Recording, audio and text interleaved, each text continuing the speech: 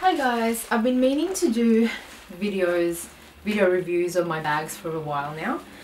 So I thought it was fitting to start with the first ever bag I ever got. Safe to say it was downhill from there.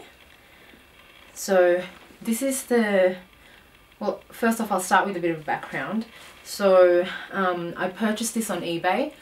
I know eBay isn't really the best place to purchase basically designer bags. I mean, not every single item on eBay is fake, but the majority of it is. So you just really got to be careful, do your research.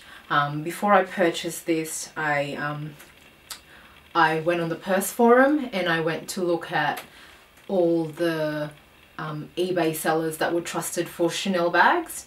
So basically the seller I bought this from was luckily from Australia. She's from Melbourne. She's been selling vintage Chanel bags for quite a bit, and her username was on one of the trusted sellers on the purse forum, so I was quite confident in buying from her.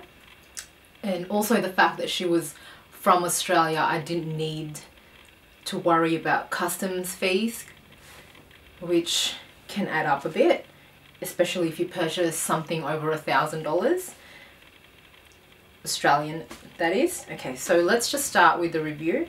So I always keep this bag in its dust bag because I'm just crazy and I like to keep things the way they are. Okay, and I also keep, so in between the chain straps and the actual material, I also keep plastic. Plastic's probably not the best, but it's been okay so far. I would suggest probably putting, I don't know, some sort of material or cloth, like a soft cloth. I basically just do that because I don't want the chain to sit on the material and dent it, which will happen over time if you don't touch the bag.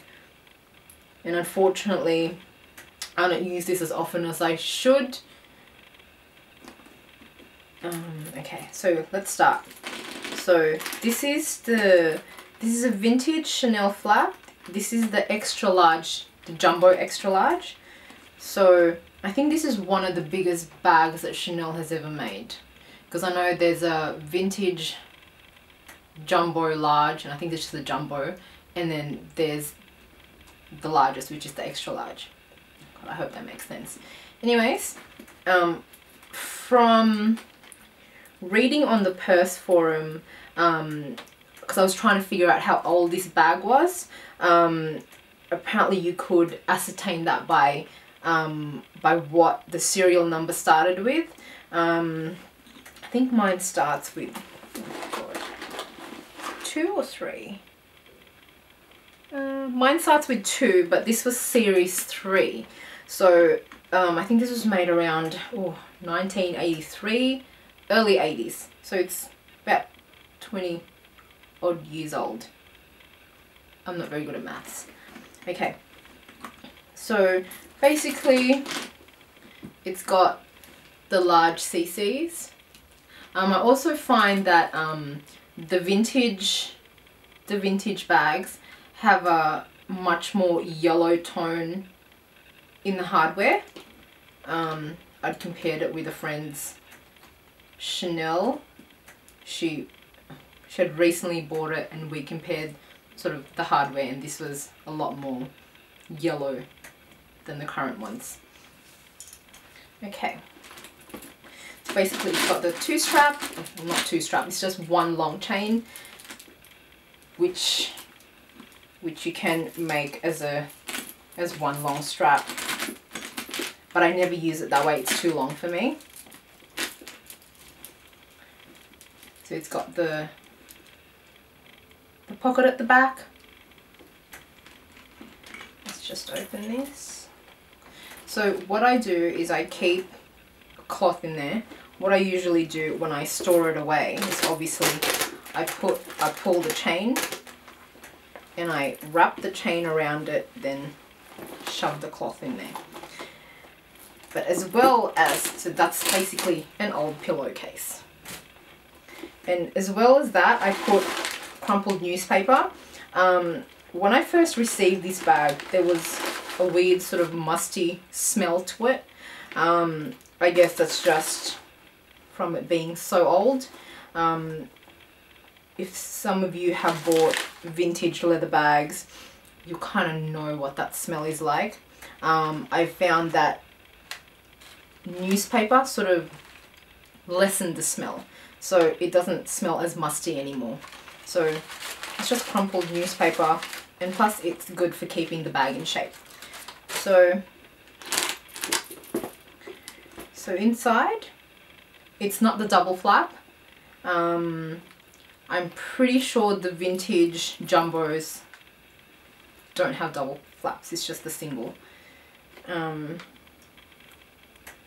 I'm pretty sure the double flaps, they've got the CC stitching is in the burgundy or the red leather, but this one is different.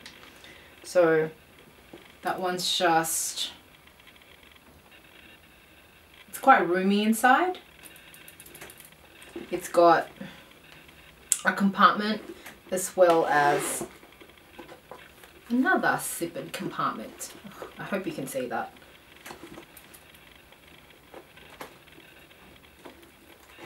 So basically the zipper just has the CC sort of medallion, and I'll just turn that around. The serial number is on the corner. Not sure if you can see that.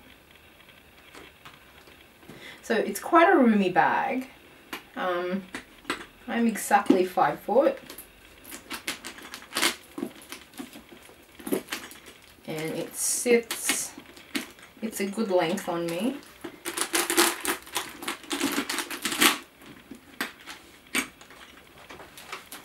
Not sure if you can see that, but it sits just sort of on my waist. Well, hip, sorry. Okay.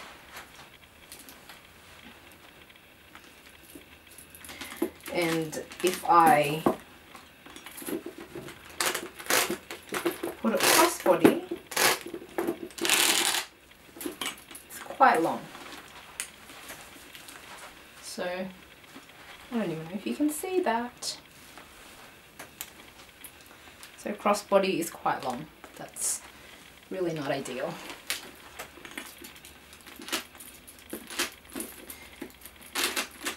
So this one is made out of lambskin. Lambskin and caviar look quite different. It feels different. Lambskin is obviously smoother. This is an older bag, so it's not as, the quilts aren't as puffy as they would have once been. I honestly don't know how you'd be able to fix that, because I'm assuming whatever is in between the leather and, I don't know, the sort of thick lining, it's gone down over time. It looks a bit puffier at the back. I find the sides, they're not puffy. So as well as the bottom. I don't think they've ever been puffy. As you can see, the difference between the sides and the front and back. I'm quite happy with this bag. When I first bought it back in 2009, I was in a big, large bag face.